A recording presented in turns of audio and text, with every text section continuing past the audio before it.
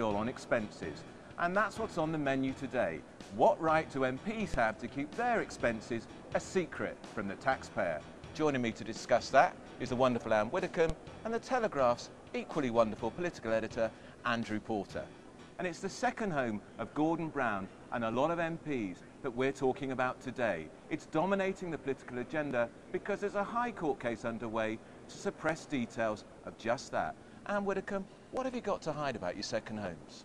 Well, what's being sought to be a matter of discretion as to whether it should be released or not in the High Court case is very simple. It's the exact addresses. It's not what's being spent. It's not whether it's a mortgage or rent.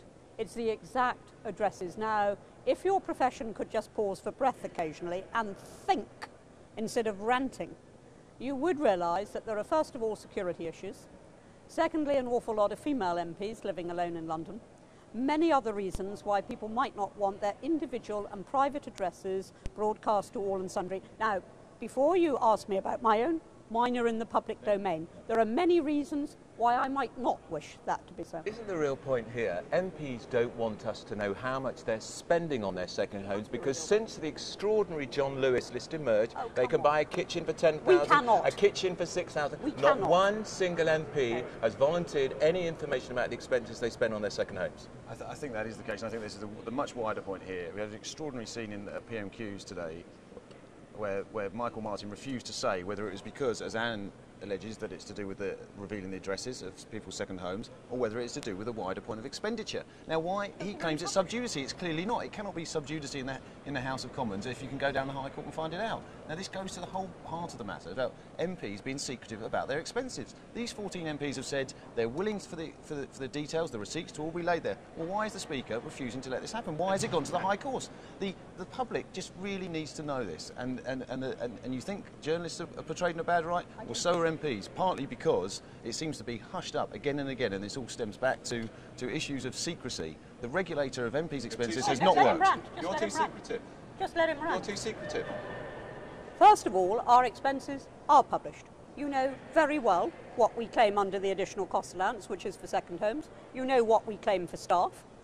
You know what we claim for stationery. I don't know if you've claimed for a kitchen, a brand new kitchen, or a brand new bathroom. And the farce of that. Or Andrew, let me answer you. Come on.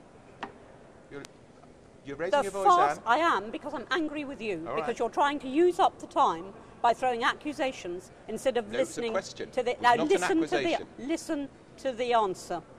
It is a nonsense to suggest, as you have suggested, that we can actually whistle up £6,000 from John Lewis for a new kitchen. The fact is that if you want to put in a new kitchen, the first thing they make you do is to break down what is repair and maintenance and to write out what is actually new work, that is betterment. If you've got a cracked tile, you put in one new tile, that's repair. You retile your kitchen, that's betterment. You pay for that. The taxpayer doesn't pay for that. He only pays for repairs and maintenance. He does not pay the capital repayment on the mortgages.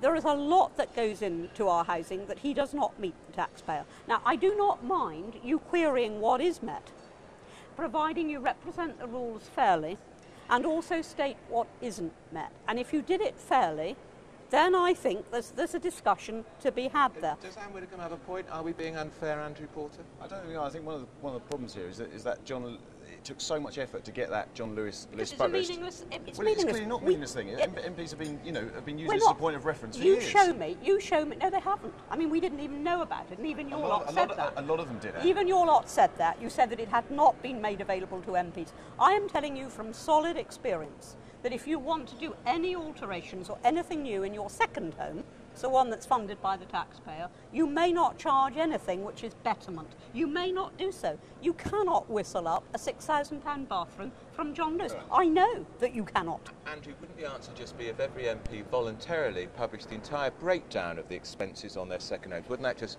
nail this once and for all? Simply it would, yes. Anne, No, quickly, it wouldn't, because your profession are never that easily satisfied. You asked what we spent on second homes, we told you. Now you want to know our very laundry lists. Transparency versus not transparency. Judging by Miss Widdecombe's temperature, I think this one is going to run and run.